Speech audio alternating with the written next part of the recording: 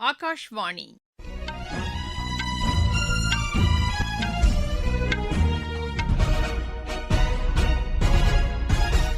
செய்திகள் வாசிப்பவர் சுமித்ரா ரத்னம். தலைப்புச் செய்திகள்: பிரதமர் திரு நரேந்திர மோடி தலைமையில் அமைச்சர்கள் பங்கேற்கும் கூட்டம் இன்று மாலை புதுதில்லியில் நடைபெறுகிறது. இந்தியா கொரியா இடையேயான பாதுகாப்புத்துறை ஒத்துழைப்பு வரலாற்று சிறப்புமிக்கது என்று அத்துறைக்கான அமைச்சர் திரு ராஜ்நாத் சிங் கூறியுள்ளார். தமிழக அமைச்சரவை விரிவாக்கம் செய்யப்பட்டுள்ளது. காங்கிரஸ் கட்சியைச் சேர்ந்த இருவர் உள்பட 23 பேர் அமைச்சர்களாக பதவியேற்றனர். ஜார்க்கண்டில் 27 நக்சலைட்டுகள் இன்று சரணடைந்தனர். மலேசிய மாஸ்டர்ஸ் பேட்மிண்டன் போட்டியில் இந்தியாவின் அஷ்மிதா சாலிஹா காலிறுதிக்கு முன்னேறியுள்ளார். இனி விரிவான செய்திகள். பிரதமர் திரு நரேந்திர மோடி தலைமையில் அமைச்சர்கள் பங்கேற்கும் கூட்டம் இன்று மாலை புதுதில்லியில் நடைபெறுகிறது. மத்திய அமைச்சர்கள் மற்றும் இணையமைச்சர்கள் அனைவரும் இதில் பங்கேற்க உள்ளதாக எமது செய்தியாளர் தெரிவிக்கிறார். நடப்பாண்டில் முதல் முறையாக பிரதமர் அனைத்து அமைச்சர்களுடனும் ஆலோசனை மேற்கொள்ள உள்ளதாக அவர் மேலும் கூறுகிறார். அரசு திட்டங்களின் செயலாக்கம் மற்றும் புதிய திட்டங்களை வகுப்பது குறித்து இக்கூட்டத்தில் விரிவாக விவாதிக்கப்பட உள்ளது.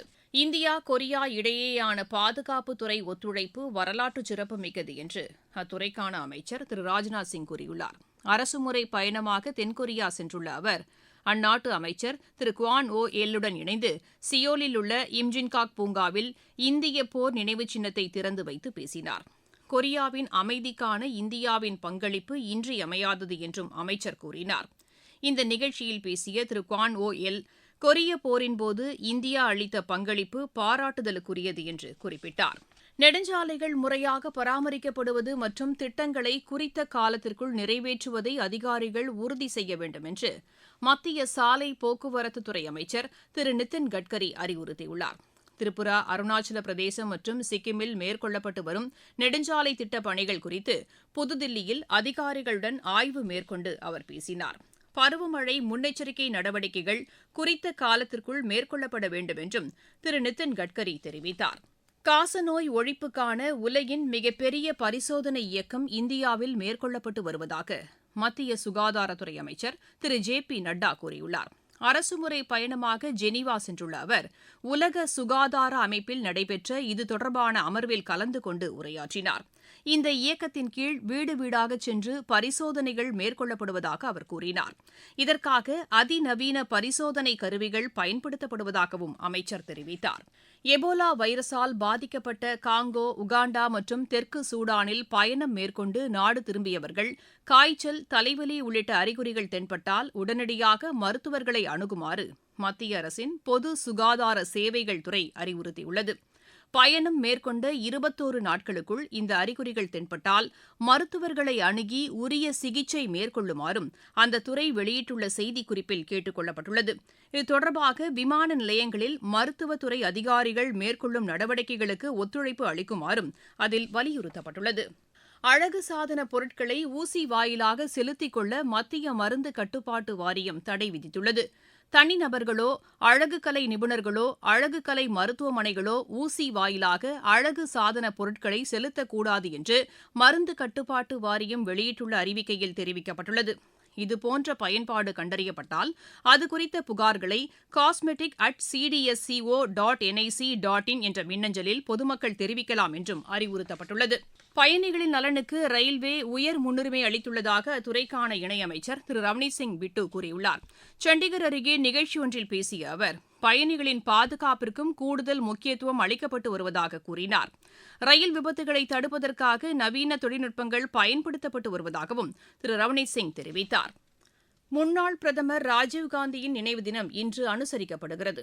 இந்நாளையொட்டி புதுதில்லியில் உள்ள அன்னாரது நினைவிடமான வீர்பூமியில் காங்கிரஸ் தலைவர் திரு மல்லிகார்ஜுன கார்கே, அக்கட்சியின் முன்னாள் தலைவர் திருமதி சோனியா காந்தி, மக்களவை எதிர்க்கட்சித் தலைவர் திரு ராகுல்காந்தி மற்றும் பலர் மலர் தூவி மரியாதை செலுத்தினர். தமிழகத்தின் ஸ்ரீபெரும்புதூரில் உள்ள நினைவிடத்திலும் காங்கிரஸ் கட்சியின் தலைவர்கள் மற்றும் நிர்வாகிகள் மலர் தூவி மரியாதை செலுத்தினர். நீங்கள் கேட்டுக் கொண்டிருப்பது ஆகாஷ்வாணியின் செய்தி அறிக்கை. ஊரக வளர்ச்சிக்கான புதிய அத்தியாயம். வளர்ச்சியடைந்த இந்தியாவிற்கான ஊரக வேலைவாய்ப்பு உறுதி மற்றும் வாழ்வாதார சட்டம் ஜூலை மாதம் 1ஆம் தேதி முதல் செயல்பாட்டுக்கு வருகிறது. இந்த சட்டம் வருடத்திற்கு 125 நாட்கள் வேலையை உறுதி செய்கிறது. இதில் வாரந்தோறும் ஊதியம் வழங்கப்படுவது கட்டாயமாக்கப்பட்டுள்ளது. பணி முடிந்த 15 நாட்களுக்குள் ஊதியம் வழங்குவதை உறுதி செய்வதற்கான அம்சங்களும் இதில் இடம்பெற்றுள்ளன. ஊதியம் காலதாமதமாக வழங்கப்பட்டால் அதற்கான இழப்பீட்டுத் தொகைக்கும் இதில் வகை செய்யப்பட்டுள்ளது. வளர்ச்சியடைந்த இந்தியாவிற்கான பயணத்தில் மோடி அரசு தொடரும் சீர்திருத்த நடவடிக்கைகள்.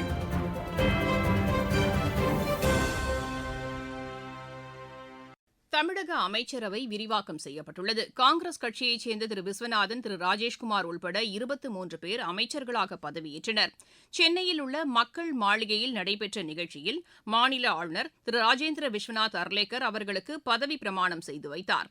தவிகவைச் சேர்ந்த தூத்துக்குடி சட்டப்பேரவை தொகுதி உறுப்பினர் திரு ஸ்ரீநாத், அவினாசி தொகுதியின் திருமதி கமலி, குமாரபாளையம் தொகுதியின் திருமதி விஜயலட்சுமி, காஞ்சிபுரம் தொகுதியின் திரு ரஞ்சித்குமார், கும்பகோணம் தொகுதியின் திரு வினோத், திருவாடானை தொகுதியின் திரு ராஜீவ், கடலூர் தொகுதியின் திரு ராஜ்குமார், அரக்கோணம் தொகுதியின் திரு காந்திராஜ், ஒட்டப்பிடாரம் தொகுதியின் திரு மதன்ராஜா, ராஜபாளையம் தொகுதியின் திருமதி ஜெகதீஸ்வரி, ஈரோடு கிழக்கு தொகுதியின் திரு விஜய் பாலாஜி, ராசிபுரம் தொகுதியின் திரு லோகேஷ் தமிழ்செல்வன், சேலம் தெற்கு தொகுதியின் திரு விஜய் தமிழன் பார்த்திபன், ஸ்ரீரங்கம் தொகுதியின் திரு ரமேஷ், வேளச்சேரி தொகுதியின் திரு குமார், ஸ்ரீபெரும்புதூர் தொகுதியின் திரு தென்னரசு, கோயம்புத்தூர் வடக்கு தொகுதியின் திரு சம்பத்குமார், அறந்தாங்கி தொகுதியின் திரு முகமது பர்வேஸ், தாம்பரம் தொகுதியின் திரு சரத்குமார், ஆர்கே நகர் தொகுதியின் திரு மரிய வில்சன், கிணத்துக்கடவு தொகுதியின் திரு விக்னேஷ் ஆகியோர் அமைச்சர்களாக பதவியேற்றனர். இந்த நிகழ்ச்சியில் முதலமைச்சர் திரு விஜய் உள்பட மாநில அமைச்சர்கள் மற்றும் உயரதிகாரிகள் கலந்து கொண்டனர்.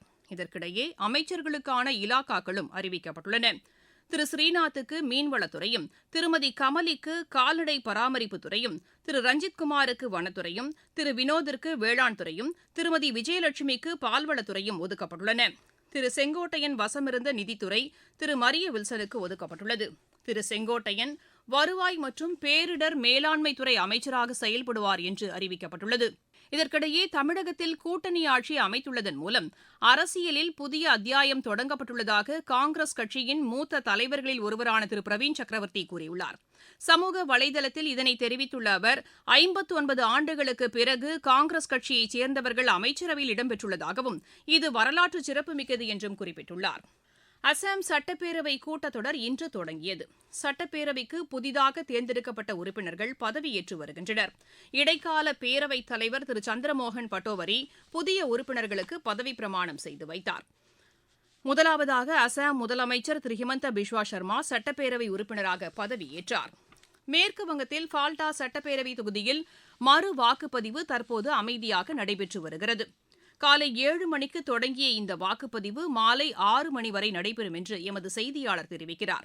நண்பகல் நிலவரப்படி 42% வாக்குகள் பதிவாகியுள்ளதாக தேர்தல் ஆணையம் கூறியுள்ளது. சட்டப்பேரவை தேர்தலின் போது அந்த தொகுதியில் முறைகேடுகள் நடைபெற்றதாக பெறப்பட்ட புகாரை அடுத்து வாக்குப்பதிவு ரத்து செய்யப்பட்டது. ஜார்க்கண்டில் 27 நக்சலைட்டுகள் இன்று சரணடைந்தனர். ராஞ்சியில் காவல்துறையின் முன் இவர்கள் சரணடைந்ததாக அம்மாநில காவல்துறை தலைவர் திரு டடாஷா மிஸ்ரா செய்தியாளர்களிடம் தெரிவித்தார். சரணடைந்தவர்களுக்கான மறுவாழ்வினை மாநில அரசு உறுதி செய்யும் என்றும் அவர் கூறினார். மேற்கு வங்கத்தில் உள்ள மதரசாக்களில் இறைவணக்கத்தின் போது வந்தே மாதரம் பாடல் பாடுவது கட்டாயமாக்கப்பட்டுள்ளதாக அம்மாநில அரசு கூறியுள்ளது. மதரசா கல்வித்துறை இதற்கான சுற்றறிக்கையை வெளியிட்டுள்ளதாக எமது செய்தியாளர் தெரிவிக்கிறார். மலேசிய மாஸ்டர்ஸ் பேட்மிண்டன் போட்டியில் இந்தியாவின் அஷ்மிதா சாலிஹா காலிறுதிக்கு முன்னேறியுள்ளார். மகளிர் ஒற்றையர் பிரிவு காலிறுதிக்கு முந்தைய சுற்று ஆட்டத்தில் அவர் 21-13, 21-16 என்ற செட் மலேசியாவின் கோ ஜான் வீயை வென்றார். லாகோஸ் சர்வதேச டேபிள் டென்னிஸ் போட்டியில் இந்தியாவின் பயஸ் ஜெயின், முதித் தானி, சனில் ஷெட்டி ஆகியோர் பிரதான சுற்றுக்கு முன்னேறியுள்ளனர். மீண்டும் தலைப்புச் செய்திகள். பிரதமர் திரு நரேந்திர மோடி தலைமையில் அமைச்சர்கள் பங்கேற்கும் கூட்டம் இன்று மாலை புதுதில்லியில் நடைபெறுகிறது. இந்தியா கொரியா இடையேயான பாதுகாப்புத்துறை ஒத்துழைப்பு வரலாற்று சிறப்புமிக்கது என்று அத்துறைக்கான அமைச்சர் திரு ராஜ்நாத் சிங் கூறியுள்ளார். தமிழக அமைச்சரவை விரிவாக்கம் செய்யப்பட்டுள்ளது. காங்கிரஸ் கட்சியைச் சேர்ந்த 2 உள்பட 23 பேர் அமைச்சர்களாக பதவியேற்றனர். ஜார்க்கண்டில் 27 நக்சலைட்டுகள் இன்று சரணடைந்தனர். மலேசிய மாஸ்டர்ஸ் பேட்மிண்டன் போட்டியில் இந்தியாவின் அஷ்மிதா சாலிஹா காலிறுதிக்கு முன்னேறியுள்ளார். செய்தியறிக்கை நிறைவடைகிறது.